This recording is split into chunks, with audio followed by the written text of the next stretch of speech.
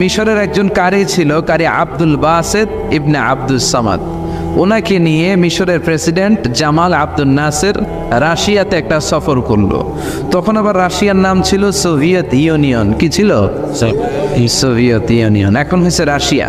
বিশাল মন্ত্রী পরিষদের বহন নিয়ে গেল। রাশিয়ার প্রেসিডেন্ট মিশরের প্রেসিডেন্টকে লাল গালিচার সংবর্ধনা দিয়ে ওয়েলকাম করলো।